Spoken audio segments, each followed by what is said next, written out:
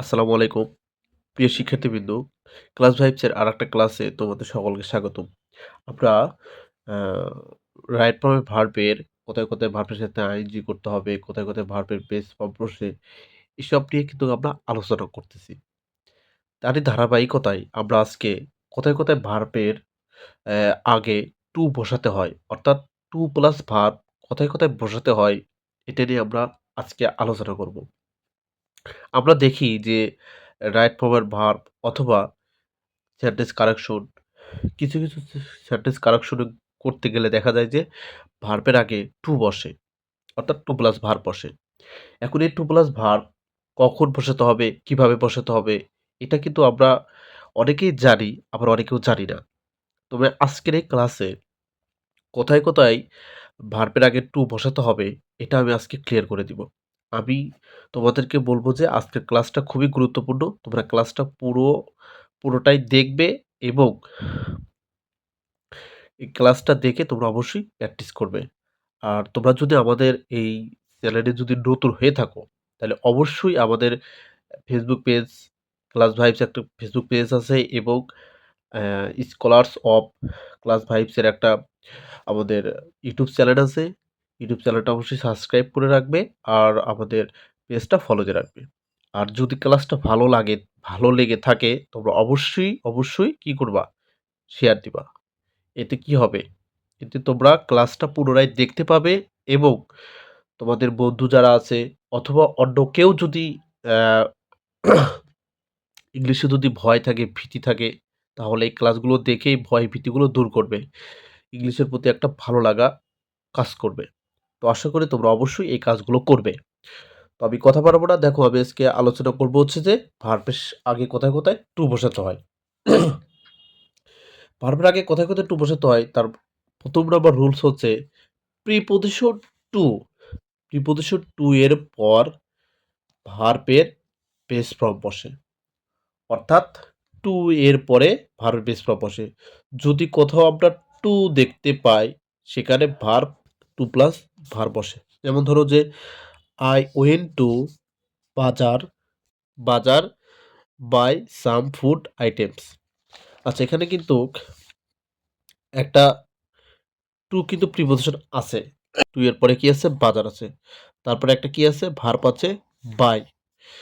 আচ্ছা এখানে I went to বাজার বাই সাম ফুড আইটেমস। আচ্ছা এখানে বাজারের পরে বাই আছে। আমাদের কি করতে হবে? বায়ের সাথে একটা টু, এটা হচ্ছে গা উজ্জ আছে। আমাদের এই যে বাইটা যে আছে, এই বাইয়ের আগে একটা টু, টু বসাতে হবে এবং ভার্বের বেস ফর্ম বসাতে হবে। এটার কারণ হচ্ছে কি, এই যে দেখো এখানে একটা ভার্ব আছে ওয়েট। এই সেন্টেন্সে ভার্ব আছে ওয়েট এবং হলো বাই, ২ টা কিন্তু ভার্ব আছে। যদি কোনো সেন্টেন্সে ২ টা ভার্ব থাকে, তাহলে পরবর্তী ভার্বের সাথে হয় আইএনজি করে দিতে হবে, নতুবা টু প্লাস ভার্ব অন করে দিতে হবে। তাহলে সেই ধারাবাহিকতায় তাহলে ওয়েন্ট একটা ভার্ব অলরেডি কিন্তু আমাদের এই সেন্টেন্সে আছে। তারপরে টু বাজার বাই সাম ফুড। এখানে কিন্তু শুধু বাই দিলে কিন্তু সেন্টেন্সটা রং হয়ে যাবে। সেজন্য কি করতে হবে? টু প্লাস বাই দিয়ে সেন্টেন্সটা আমরা কারেক্ট করে নিলাম। অথবা আমরা কি করতে পারি? বাইক বসাতে পারি। যেকোনো একটা বসে আমরা সেন্টেন্স কারেক্ট করতে পারি। তাহলে আমরা কি বুঝলাম? যে প্রিপোজিশন টু এর পরে ভার্বের বেস ফর্ম হয় এবং যদি কোনো সেন্টেন্সে ২ টা ভার্ব থাকে, পরবর্তী ভার্বের সাথে টু প্লাস ভার্ব বসাতে হবে অথবা ভার্ব প্লাস আইএনজি বসিয়ে সেন্টেন্সটা কারেক্ট করতে হবে। এই রুলসের যদি আমি আরেকটা উদাহরণ লিখি, তাহলে বিষয়টা আরো ক্লিয়ার হয়ে যাবে। To collect, to collect old things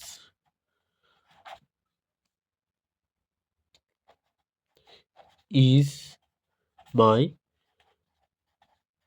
তো দেখো, to collect old things is my hobby. আচ্ছা, আমরা জানি যে টু এর পরে ভার্ব প্লাস অন হয়।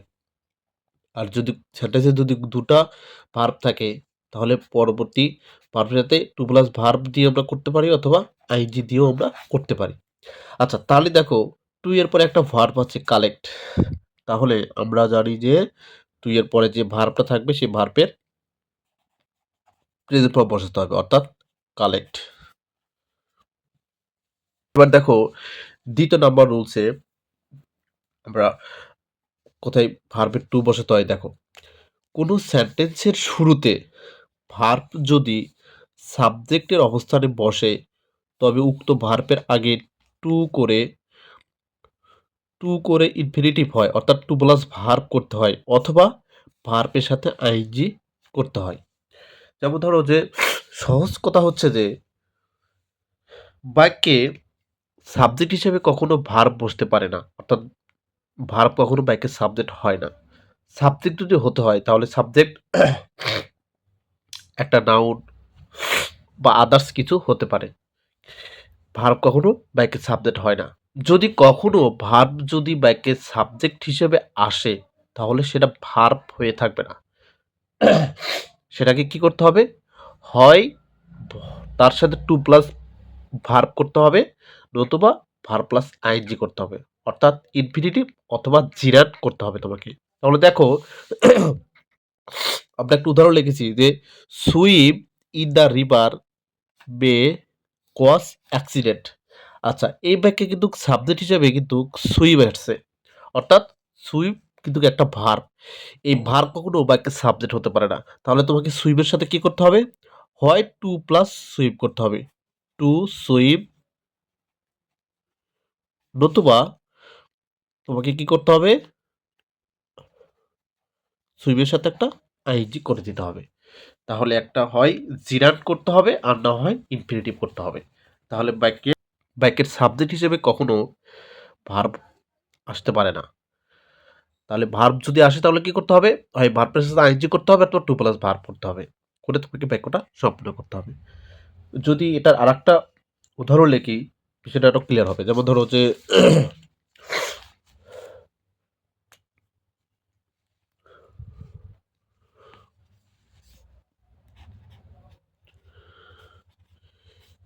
হেল্প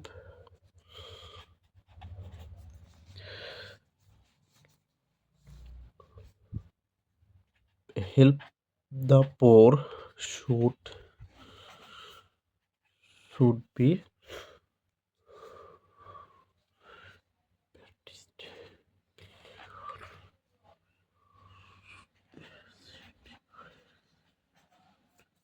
এ বাক্য দেখো help the poor should be practised. আচ্ছা এই বাক্যে কিন্তু সাবজেক্ট হিসাবে হেল্প এসেছে, একটা ভার্ব এসেছে। তাহলে আমরা নিয়ম অনুযায়ী কি করব? যদি বাক্যের শুরুতে যদি ভার্ব আসে তাহলে হয় ভার্বের সাথে আইএনজি করতে হবে অথবা টু প্লাস ভার্ব করতে হবে। তাহলে আমরা যদি টু হেল্প করি অথবা হেল্পিং করি দুটোই কিন্তু আমাদের কারেক্ট। তাহলে আমরা কি করব? হয় টু প্লাস ভার্ব করব অথবা ভার্বের সাথে আইএনজি আমরা করে দিব। তো এই ২ টা রুলসই আমি তোমাদের সাথে আজকে আলোচনা করলাম। তোমরা এই ২ টা রুলস কি করবে? প্র্যাকটিস করবে এবং বারবার তোমরা এটা আয়ত্তে নিয়ে আসবে। তোমাদের এই পর্যন্তই। যদি তোমাদের যদি কোনো সমস্যা থাকে অথবা যদি বুঝতে অসুবিধা হয়ে থাকে তোমরা অবশ্যই কমেন্টে জানাবে। আর আমাদের ক্লাসগুলো কেমন লাগে এটা অবশ্যই কমেন্টে করবে। আর পরবর্তীতে তোমরা কোন বিষয়ে তোমাদের জানতে হবে, কোন বিষয়ে তোমাদেরকে শেখালে তোমাদের সুবিধা হবে, ভালো হবে, এটা তোমরা কমেন্টে জানাবে। আজকে এই পর্যন্তই। সবাই ভালো থাকবে, সুস্থ থাকবে। আল্লাহ হাফেজ। আসসালামু আলাইকুম।